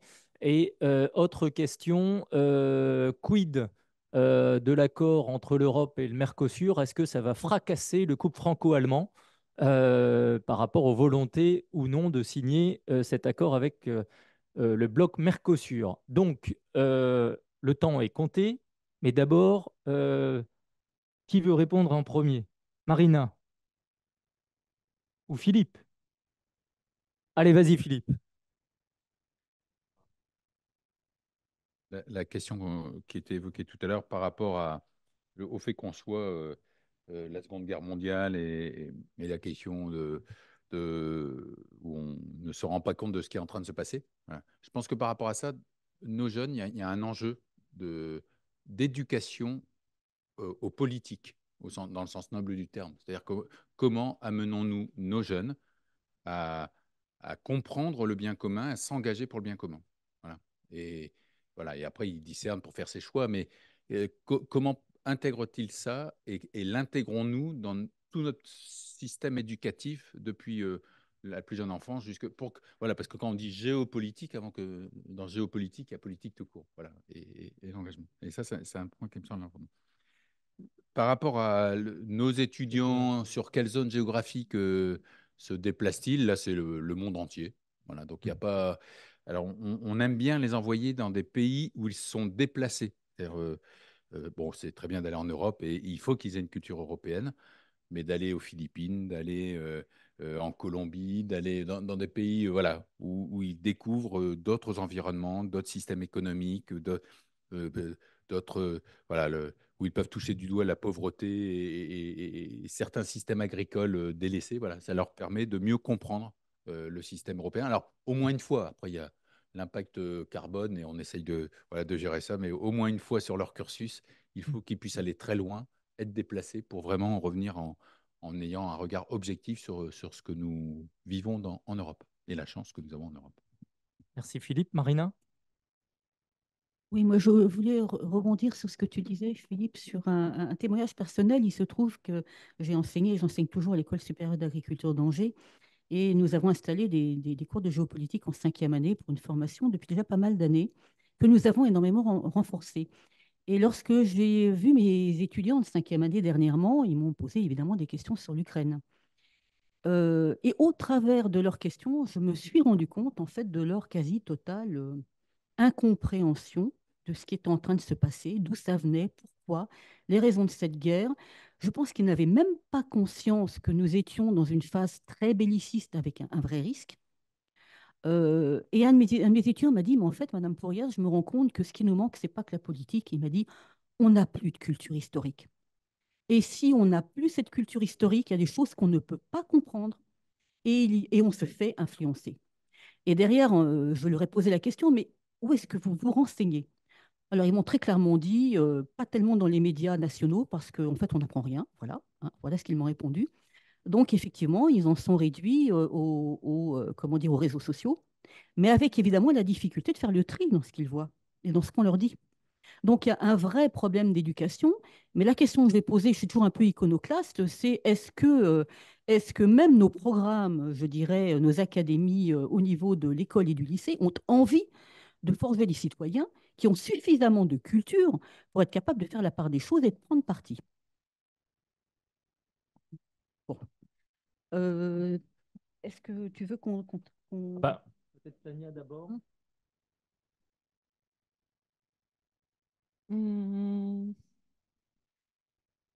J'étais responsable aussi du master finance à Sciences Po et je voudrais vous dire quand même que là, on assiste à une fragmentation aussi sur la question du public universitaire. Il y a quand même, et j'y enseigne depuis des années, on a quand même beaucoup moins d'étudiants chinois, etc. Et ça, c'est une fragmentation qui m'interpelle. Deuxièmement, les États-Unis restent, les indicateurs le montrent, une hyperpuissance dans 2 domaines, mis à part le militaire, c'est la monnaie et l'éducation, en termes de classement universitaire. En revanche, il se passe quelque chose. Moi, je le vois dans mes étudiants. Il y a une appétence nouvelle pour notamment les pays du Golfe, l'Inde, c'est la question du Grand Sud, on le voit. Pas assez sur l'Afrique. Je réponds très vite aux questions. Vous m'avez posé une question. Elle est très importante. Je ne l'avais pas développée, désolée. Alors, c'est très court, mais Il y a un seul mot qui est en commun entre ce qu'on peut retenir de l'économie et ce qu'on peut retenir des sciences politiques et de la géopolitique. Qu'est-ce qui est au fond? On appelle ça une fonction de préférence. C'est comme pour une banque centrale, c'est comme pour un individu. La fonction de préférence, préférer consommer, préférer investir, préférer des armes, préférer de l'alimentation. Et à un moment donné, quand on a un budget contraint, il y a une fonction de préférence des citoyens. Et elle s'exerce. Et c'est ça l'économie de la sécurité. C'est qu'à un moment donné, on rentre dans un moment où les politiques publiques se connectent à des nouvelles fonctions de préférence. Et ce qui est en train de peser dans tous les pays occidentaux, c'est le choc de la pénurie dont on nous a parlé. Et à ce moment-là, les politiques publiques commencent à se rétrécir. Vous le voyez tous les jours, être dans une logique d'urgence. Et la grande question pour l'agriculture, c'est comment on va articuler le temps long de la transformation avec des gens qui sont tous dans la peur de la pénurie et dans la logique d'urgence qui se répercute sur les politiques publiques. Bandung, ça n'a rien à voir, ça existait. Effectivement, impérialisme, etc. Enfin, dès le début, on sait qu'un Conseil de sécurité avait des droits de veto au moment où on le crée. Donc, on sait quand même la logique des vainqueurs derrière la logique de puissance. Elle était là dès le début, mais la logique de Bandung n'est pas tout à fait la même quand même que celle d'aujourd'hui, parce qu'elle était beaucoup plus idéologisée à l'époque. Là, on est vraiment sur du multi-alignement qui est beaucoup plus pragmatique. Franchement, regardez la politique du Kazakhstan, de l'Inde, etc. Là, c'est pas une posture idéologique comme ce qu'on avait. Mais il y a beaucoup de choses en commun et vous avez tout à fait raison sur la question de... Voilà. Et l'architecture de l'UE, il faut demander au monsieur Duplan qui va vous répondre avec un bel exposé. Mais je crains qu'on ne sous-estime globalement, je vous l'ai dit au début, la pensée de l'interdépendance. On ne sait pas penser la question de la complexité et de l'interdépendance. Et je reviens à la question de la dame. Excusez-moi, je ne connais pas. Qui va décider du scénario? C'est toujours la question de base, y compris quand on fait de la prospective. Qui va décider du scénario? Les États, les agriculteurs? Où se trouvent les centres de gravité géostratégiques en Europe aujourd'hui? C'est ça qui va se passer, c'est à ça qu'il faut réfléchir. Je peux répondre. Merci Tania. Un petit complément, Marina, rapide, et puis je prends encore une, deux questions. Préparez-vous, ceux qui sont désireux de questions. Il y avait en effet la question du Mercosur. Votre silence m'inquiète d'ailleurs à table à ce sujet. Moi, je voulais revenir un peu sur la question effectivement de Bandung, mais sous un angle différent. Il me semble que ce qui change actuellement, c'est que les rapports de force sont en train de basculer et que l'axe de résistance qui est en train de se constituer, qu'on l'aime ou pas, avec le soutien donc apporté à la Russie par nombre de pays du Sud global, avec le soutien qu'apporte maintenant la Chine, et je parle bien du mot soutien et pas simplement accord, on commence à voir arriver des rapports de force qui permettent effectivement aux pays du Sud global, pour le meilleur ou pour le pire, de s'exprimer et de pousser leurs intérêts. Donc ça, c'est quand même quelque chose qui est particulièrement nouveau. Sur la question effectivement des scénarios et du devenir effectivement peut-être des politiques de l'UE, il me semble que le gros problème, tu disais tout à l'heure, tu parlais de scénarios, sachant qu'il est multidimensionnel, hein, des dimensions sociales, de consommation, économiques, financières. Il me semble que le principal problème au niveau de l'UE, c'est que je ne suis pas sûre qu'on ait des scénarios. Ça, c'est une première question. A-t-on élaboré des scénarios? Par exemple, le cas de l'Ukraine, qu'on évoquait tout à l'heure, avec des entrées de produits, matières premières non conformes souvent à notre législation, à des prix extrêmement compétitifs, pour diverses raisons. Je ne suis même pas sûre qu'on se soit posé la question au niveau de l'Union européenne de savoir quelles seraient les conséquences d'une intégration éventuelle de l'Ukraine dans son volet agricole sur les équilibres économiques, sociaux et agricoles de l'Union européenne. Je ne suis absolument pas certaine que 27 plus 1, ça fasse 28, mais ça peut faire beaucoup moins sur le plan agricole. Donc, a-t-on élaboré des scénarios avant même de penser, je dirais, à élaborer une politique? Je n'en suis pas certaine. En tout cas, je n'ai peut-être pas suffisamment cherché, mais j'ai le sentiment de ne pas en avoir vu. Donc, ça rentre effectivement, ça revient à la question que tu posais, Jean-Marie, en partie en tout cas. Est-ce que la question pour l'Europe, c'est d'augmenter la production? En tout cas, si je regarde les 2 dernières décennies, et je prends le cas du blé par exemple, bah, la production européenne, elle stagne, voire même elle a un peu diminué. Il en est de même de la production allemande. On voit un petit peu les Roumains, évidemment, parce qu'ils sont assez compétitifs, donc ça augmente. Les USA, eux-mêmes, ont vu diminuer leur production de blé. Il n'y a guère que le Canada le Canada également. L'Australie augmente un petit peu, mais ils ont des problèmes liés au changement climatique. Donc fondamentalement, les pays occidentaux ne sont pas dans une logique d'augmentation de leur production agricole. Voilà. Alors après, la question, c'est dans nos scénarios, est-ce qu'en Europe, on doit privilégier la production, les rendements, la productivité, ou la résilience de nos agriculteurs en leur permettant, dans un cadre, je dirais, prévisible, construit, de se projeter, ce qui renvoie à la question de la planification, pour moi, et de quelques corollaires comme les stocks et les aides. Euh, et est-ce que, quelque part, on se pose bien cette question d'assurer leur résilience au travers de revenus qui soient suffisants? Et derrière cette question, bah, il y a également le niveau d'absorption possible économique de notre population et de nos consommateurs. Merci Marina. Le temps étant ce qu'il est, puisque l'objectif c'est de vous frustrer, partez à la découverte du Déméter, à la 30e édition. Merci aux intervenants de la table ronde. Je crois qu'on peut les applaudir pour ces réflexions. Et je propose à Christine Avelin, directrice de France Agrimaire, de prendre la parole et de nous dire ce qu'elle pense de cette marche du monde agricole et géopolitique. Bonjour à tous.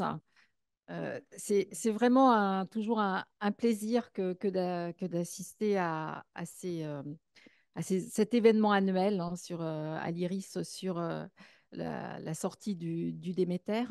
Je crois que la qualité des intervenants et de la table ronde nous aura donné à tous l'envie de lire et de parcourir dans son intégralité le nouveau Déméter 2024, le 30e Déméter.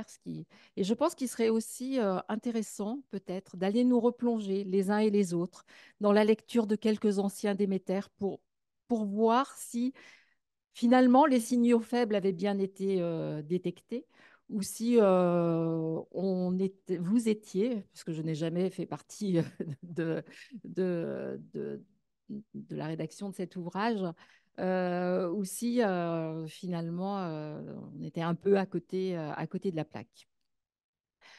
Je ne crois pas, hein, mais quand même, ça On va faire l'exercice. Ça vaut le coup de se poser la question.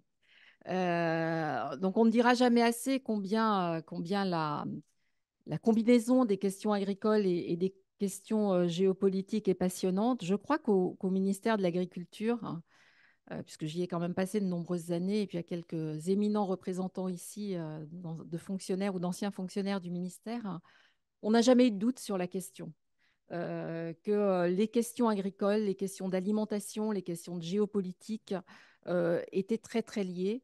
Il fut un temps, dans les années 80, quand j'étais jeune fonctionnaire, où il y avait encore une part très importante des ingénieurs agronomes du ministère, mais aussi du secteur privé, qui travaillaient en coopération en Afrique. C'est un temps qui est assez lointain et qui maintenant n'est plus d'actualité.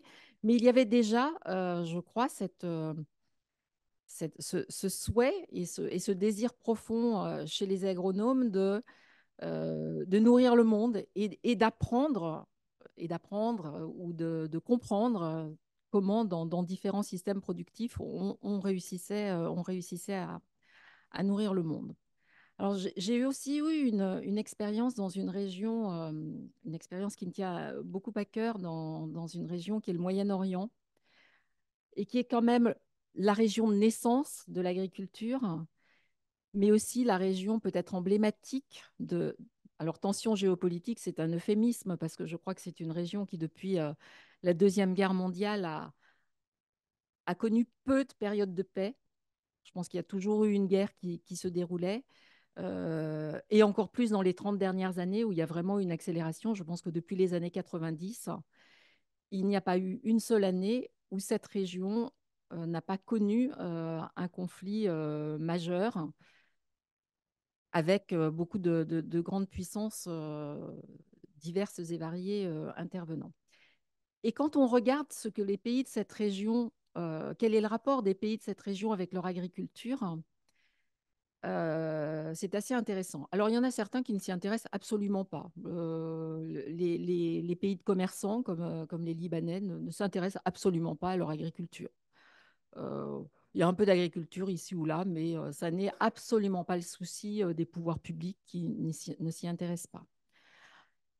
Ensuite, il y a des régions qui s'y intéressent parce qu'elles ont de gros problèmes à résoudre. Elles sont au centre des problématiques de changement climatique avec le manque d'accès à l'eau. Elles sont aussi au centre des questions d'accès au foncier, simplement parce qu'il y a peu de régions propices, à l'intérieur même des grands États, de régions propices à l'agriculture. Et puis, elles ont assez peu finalement de politique agricole, si ce n'est une politique un peu basique d'apporter des intrants à leurs agriculteurs, pas toujours à la bonne saison, pas toujours ce qu'il leur faudrait, mais voilà. Et tout ça roule tant bien que mal. Et j'ai été assez impressionnée dans les discussions d'aujourd'hui de voir à quel point euh, euh, se pose cette question de relation entre paix et monde agricole, paix, guerre et monde agricole. On voit bien qu'on est sorti, enfin, il me semble qu'on est sorti d'une époque où finalement on considérait que pour l'alimentation des populations et pour l'agriculture, finalement, le commerce mondial, le libre-échange, la libre circulation des capitaux, des marchandises, jamais beaucoup des personnes, mais des capitaux et des marchandises, allait finalement résoudre la question. Alors, ça l'a globalement résolu au niveau de la famine. Ce qu'on a vu, que la faim dans le monde, alors jusqu'à ces quelques dernières années, puisque c'est un peu moins vrai depuis 4 ou 5 ans, mais que la faim dans le monde a diminué et que les grandes famines, on va dire, liées simplement à des événements climatiques ont quasi disparu. Les zones de famine qui restent sont des zones où les pays sont en guerre, où les États sont défaillants. Donc finalement, on a pensé certainement que cette question du commerce international et de la libéralisation des échanges allait résoudre les questions. Et on s'aperçoit avec le monde en 2023 que finalement, 2023-2024, qu'est-ce qui se passe? 2 routes maritimes essentielles pour soit le commerce mondial avec le détroit de Bab el-Mandab et le canal de Suez, soit les produits agricoles avec le Bosphore et les Dardanelles, sont des routes qui sont plus ou moins encore praticables, avec finalement deux réponses qui sont arrivées et qui, je pense, sont quand même assez intéressantes. Finalement, le Bosphore n'a pas été fermé vraiment aux produits, au blé et aux céréales venant de Russie et d'Ukraine. Et pourquoi il n'a pas été fermé? Parce que les deux belligérants avaient besoin de ce débouché-là, parce que la Russie non plus ne pouvait pas sortir ces céréales, et puis j'imagine un tas d'autres marchandises sans pouvoir passer par ce détroit. Et du côté actuellement de Suez et de Bab el-Mandab, on s'aperçoit que le commerce trouve toujours sa route finalement. Je m'interrogeais sur qu'allaient faire les Égyptiens de leurs fruits et légumes qui vendent essentiellement dans les pays du Golfe. Eh bien, ils sont en train de trouver une route qui évite les deux détroits, qui évite Bab el-Mandab et qui évite le détroit d'Ormuz, qui n'est pas non plus toujours considéré comme étant extrêmement bien fréquenté ou fréquentable. Ils vont passer par la terre, ils vont traverser l'Arabie. Ils vont retrouver finalement des routes de commerce qui étaient dans l'histoire des routes de commerce très très anciennes. Donc voilà un peu ce que m'apporte, ce dont je peux témoigner moi à titre personnelles et les réflexions qui me viennent après cette table ronde. Je pense que Madame la ministre pourra, elle aussi, certainement apporter des éléments. Mais je pense que nous tous, on va continuer à être persuadés que agriculture et, et, euh, et stratégie mondiale, stratégie économique, stratégie politique, ça continuera à être très, très lié. Et peut-être une dernière réflexion sur une expression qui est devenue finalement un slogan politique, la souveraineté alimentaire. Et finalement, on a deux mots, souveraineté, un mot très politique, connotation très, très politique, et puis alimentaire, un mot très économique, du domaine plutôt économique. Et donc, je pense qu'on a certainement, effectivement, un retour de l'économie dans le politique. Et pour un fonctionnaire, c'est plutôt une bonne nouvelle que les politiques publiques sont encore en capacité de répondre à un certain nombre de problématiques auxquelles nous devons faire face. Merci. Merci à Christine Avelin. Merci Christine Avelin et je vous prie d'accueillir Madame la Ministre. Vous êtes en charge du développement des partenariats internationaux. C'est beaucoup d'ambition finalement dans le monde aujourd'hui dont on dit qu'il est en train de se durcir. Donc merci de votre présence. Vous nous faites honneur pour conclure cette conférence débat pour la sortie du Déméter 2024. Merci à vous. Merci. Merci beaucoup. Bonsoir à toutes et à tous. C'est un peu difficile, après les experts, prendre la parole politique. Peut-être parce qu'en tant que médecin, j'ai toujours aimé les experts des sujets et je regrette que mon agenda ministériel ne m'a pas permis d'être ici et apprendre des choses par vous.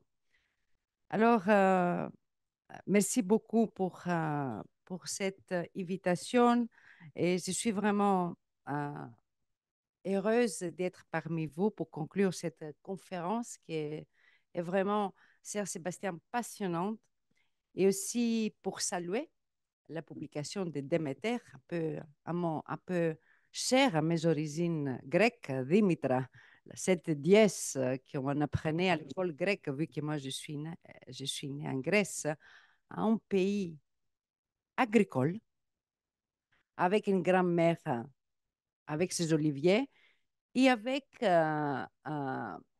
entouré à une région à côté d'Athènes, du Péloponnèse, où j'étais petite, avant de rentrer dans les speeches politiques, je voulais un peu partager quelque chose.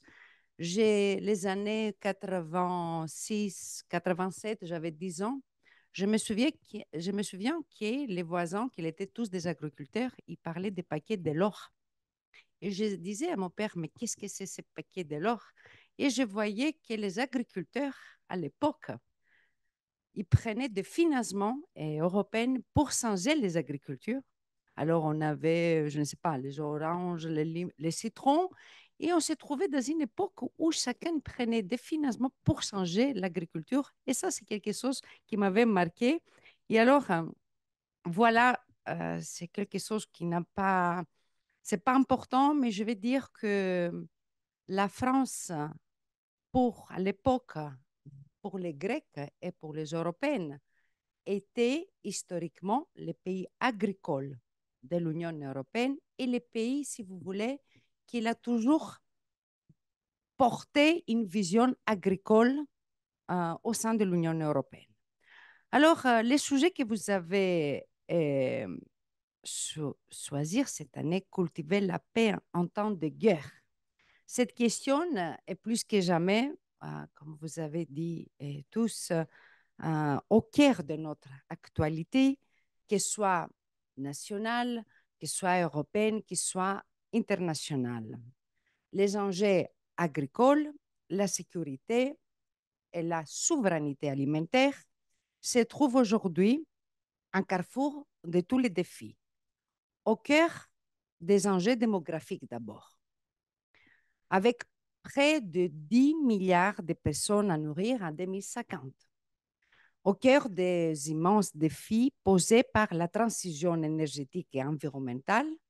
L'agriculture est à la fois l'un des secteurs le plus impactés pour cet impératif de transition et une source majeure de solutions pour l'accélérer.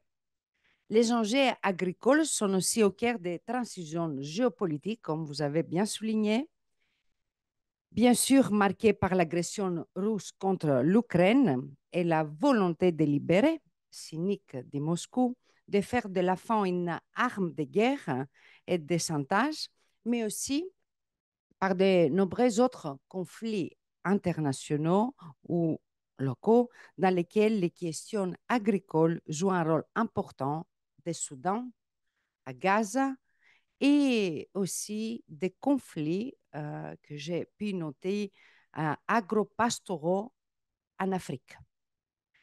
Enfin, au cœur de nos débats, sont au cœur de nos débats politiques européens et nationaux.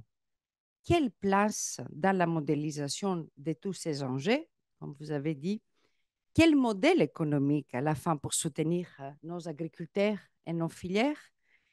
Quel équilibre aussi entre producteurs et consommateurs? Et là, la question d'éducation, c'est très important.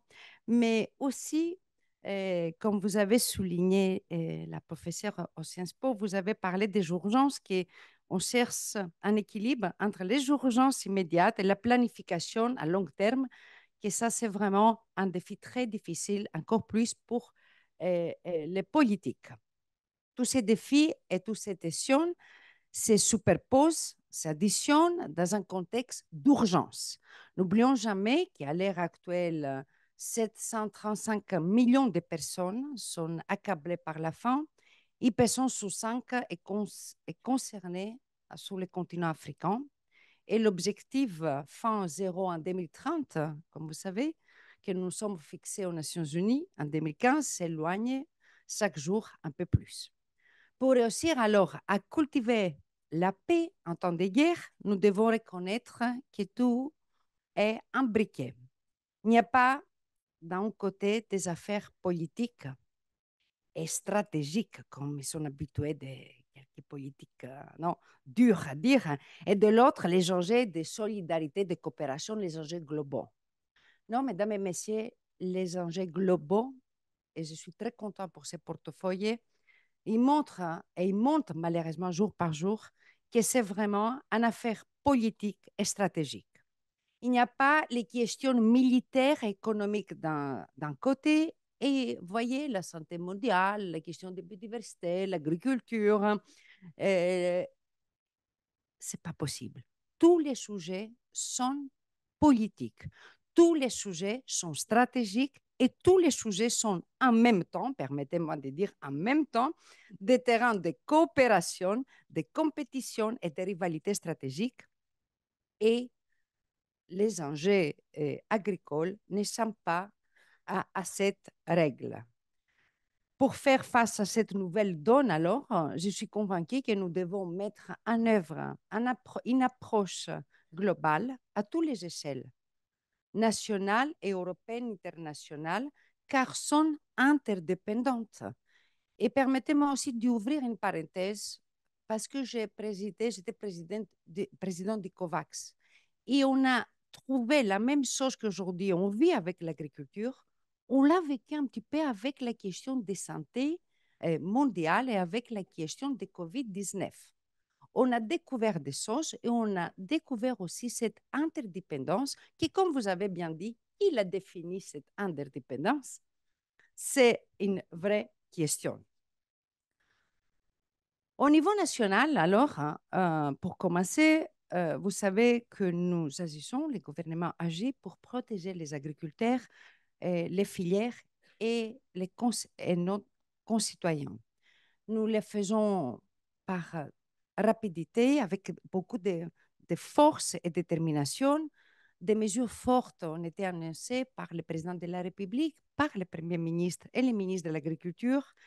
Et nous agissons pour renforcer notre souveraineté alimentaire avec une loi de programmation qui sera présentée très Rapidement, nous agissons pour protéger le revenu, une question fondamentale de nos agriculteurs, en multipliant les contrôles sur la loi EGalim, en débloquant 150 millions d'euros pour les éleveurs et en allégeant la pression fiscale. Nous agissons aussi pour les soutenir face aux aléas, en multipliant les aides d'urgence face aux maladies bovines, aux inondations ou encore en soutien aux filières bio et aussi aux viticulteurs. En reconnaissant le travail et le rôle de nos agriculteurs, nous rendons un service. Les protéger, ça veut dire nous protéger. Mais je vais aussi le dire avec beaucoup de force. Pour nous protéger, nous ne pouvons pas et nous ne devons pas nous replier sur nous-mêmes et nous effacer du monde. Pour nous protéger, nous devons renforcer notre souveraineté, bien sûr, alimentaire, mais nous ne devons pas tomber dans l'autarcie. C'est pour cela que notre action alors européenne est essentielle. Et vous avez en face de vous une Européenne convaincue. Il n'y a pas de France forte sans Europe forte. Ça, c'est une réalité. Il ne faut pas se tromper d'ennemis. Ce n'est pas l'Europe qui est responsable du dérèglement climatique qui nous impose les changements. Et ce n'est pas l'Europe qui bloque la mer et entretient honteusement des situations de famine dans les pays en développement. Comme sur tous les sujets, l'Europe est au contraire une condition et un instrument de notre puissance au service de notre souveraineté agricole. Lorsqu'on négocie un accord international à 450 millions de citoyens européens, on est toujours plus fort que lorsqu'on le fait à 67 millions de Français. Lorsqu'on investit 387 milliards d'euros, ça veut dire un tiers du budget total de l'Union européenne dans notre nouvelle politique agricole, on agit à la bonne échelle pour soutenir, et ça c'était quelque chose qui m'a beaucoup marqué, seulement 9 millions d'agriculteurs européens. 9 millions pour 450 millions.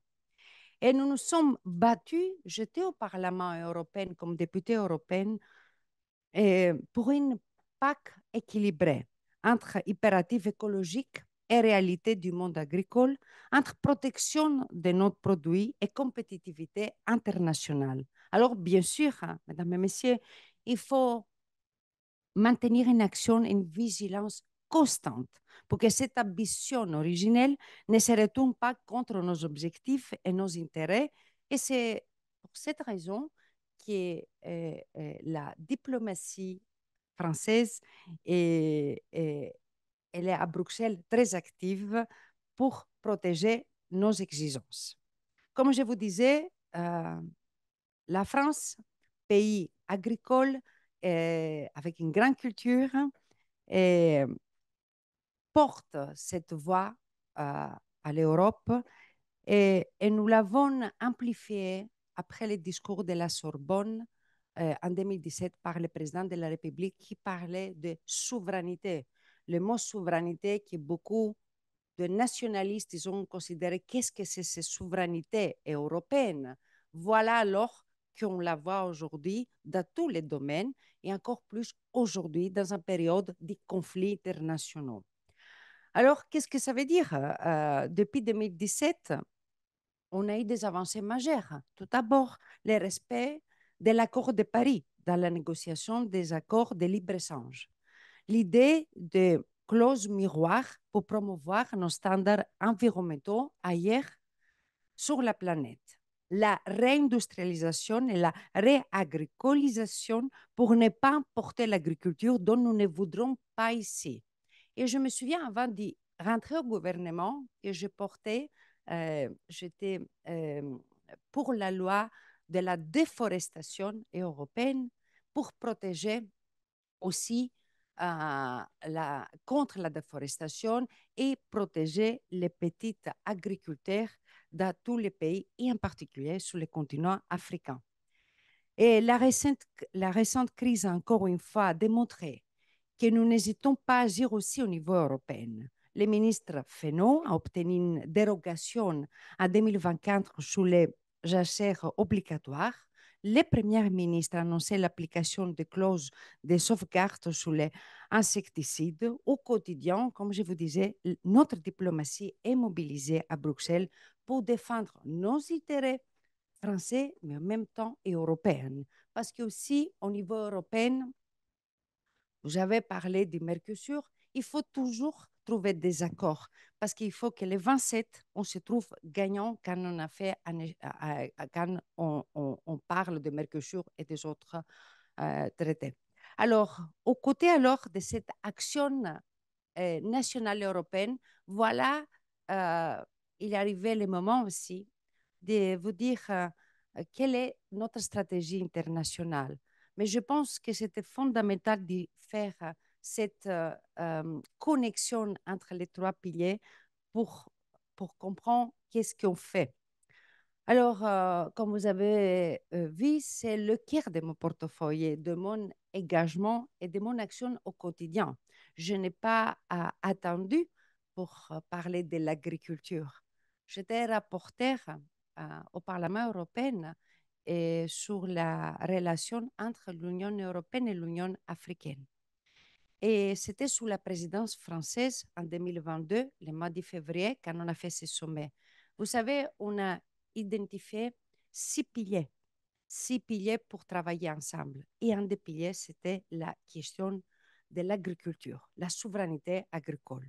Alors, dans ce monde, alors, vraiment d'interdépendance, de coopération, de compétition, de conflits, nous devons nous saisir des enjeux de sécurité et de souveraineté alimentaire pour bâtir une politique de partenariats internationaux actifs et efficaces pour tous. La question agricole sont vraiment un facteur de puissance et un terrain d'affrontement, comme on voit, et c'est vrai depuis la nuit des temps. Mais sont aussi, comme je vous disais, un terrain magnifique de jeu pour inventer et trouver de nouveaux partenaires et de nouvelles solidarités. Quand on parle d'alimentation, on trouve rapidement des convergences, car effectivement, on tous un besoin universel et fondamental. Dans 5 pays, auprès de chaque artère, et quelles que soient nos différences, les questions agricoles fournissent toujours de formidables opportunités pour construire des partenariats.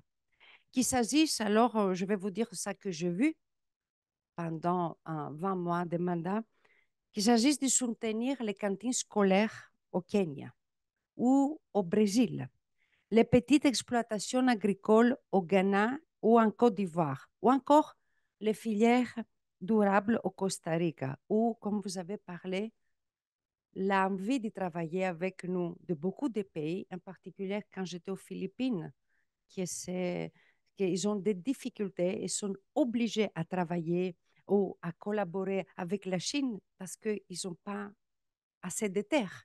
Voilà alors, quelle est notre stratégie internationale sur ces enjeux? Tout d'abord, nous avons intérêt à défendre l'ordre multilatéral et nos règles communes au service de la sécurité alimentaire mondiale. Nous le faisons en triplant notre soutien au programme alimentaire mondial. Nous le faisons en faisant transiter une part importante de notre aide alimentaire via les agences de l'ONU. Nous le faisons en portant avec l'Angola la prochaine reconstitution du Fonds international de développement agricole, le FID. Le président de la République s'est hier engagé personnellement à mobiliser 2 milliards de dollars. Et nous le faisons aussi en défendant la bonne gouvernance des institutions à Rome, parfois face aux dérives de leur direction et parfois pour combattre leur instrumentalisation politique sous Gaza comme sous l'Ukraine. Le deuxième point, c'est que nous agissons pour créer de nouvelles coalitions et de nouveaux partenariats, pour gagner de nouveaux alliés. L'exemple qui me tient à cœur est celui des cantines scolaires. Nous coprésidons avec la Finlande et avec le Brésil une coalition qui vise à donner à chaque enfant, chaque jour, un repas sain à l'école. Malgré les fractures internationales, cette coalition rassemble plus d'une centaine d'États, des organisations internationales, des associations. Et nous nous sommes rassemblés à Paris en octobre. Et je suis très fière de voir que dans l'agenda de G20 en Brésil, cette question des cantines scolaires ferait partie des priorités de la présidence brésilienne. L'agriculture est aussi, comme je vous disais, un formidable levier pour renforcer nos relations bilatérales. Oui, mesdames et messieurs, le savoir-faire français sur ces secteurs est partout connu. Et je fais plus de 60 pays pendant ce mandat et la plupart de nos partenaires, ils demandent les entreprises françaises, les scientifiques français, ils demandent ces savoirs français. Et alors, je pense aux investissements de nos entreprises en Angola ou au Cameroun, ou encore l'immense potentiel de la Zambie, que c'est vraiment un véritable grenier de l'Afrique australe où j'étais 2 fois, qui a envie de travailler avec la France. Et troisième et dernier point, c'est que nous agissons pour stabiliser les crises quand la sécurité alimentaire est instrumentalisée par des puissances hostiles. Nous avons déployé des mécanismes de solidarité et de soutien à la production agricole locale pour soutenir les pays en développement, comme je vous disais, et l'axe euro-africain face aux conséquences de la guerre russe en Ukraine. En Europe, nous avons aussi mis en place des corridors de solidarité, comme vous avez dit, pour permettre à l'Ukraine d'exporter 61 millions de tonnes de produits agricoles, que c'était une action vitale pour nos partenaires et en particulier pour nos partenaires africains qui sont très reconnaissants. Voilà alors, le cap, comme on dit, est clair, mais les défis restent immenses. Et je pense que, comme nous invite Voltaire, nous devons tout le temps cultiver notre jardin. C'est pourquoi nous porterons encore des autres initiatives internationales pour réduire ces fractures et favoriser la sécurité alimentaire. Ce sera l'occasion, lors des prochaines semaines nutrition pour la croissance et bien sûr en marge des Jeux olympiques et paralympiques, pour avancer plus vite, nous aurons besoin de toutes les forces vives. Les clubs de Méter, tout d'abord, qui jouent un rôle et continuera à jouer un rôle très important pour cette capacité que vous avez d'analyse, de prospective, de se mettre ensemble, mais aussi votre charisme de fédérer tous les acteurs qui sont venus des horizons différents. Oui, mesdames et messieurs, la question de la sécurité alimentaire, comme vous avez dit, s'était pas posée en Europe pour beaucoup des années. Parce qu'on était habitué à vivre en paix. La situation géopolitique, elle a changé. Oui, la guerre, elle est très proche à nous. Elle a un énorme impact sur notre vie quotidienne. On le voit. Je pense que plus que jamais, nous avons besoin, malgré les différences politiques, des visions, de se mettre autour de la table, de faire des politiques ensemble, les politiques qui correspondent à ce nouveau monde, mais aussi avec beaucoup de défis. Personne n'a la solution. Personne n'a la solution. Seulement le dialogue, la science, le savoir-faire de chacun et aussi la volonté politique que nous avons de faire avancer. C'est bien pour nos concitoyens, pour les Françaises et les Français, pour les Européennes, mais aussi pour toutes les personnes, et en particulier pour qui souffrent aujourd'hui, et pour tous ces enfants que je vis partout au monde, qui ont droit à l'alimentation, ils ont droit à l'éducation, ils ont aussi, eux, droit à une vie digne. Merci.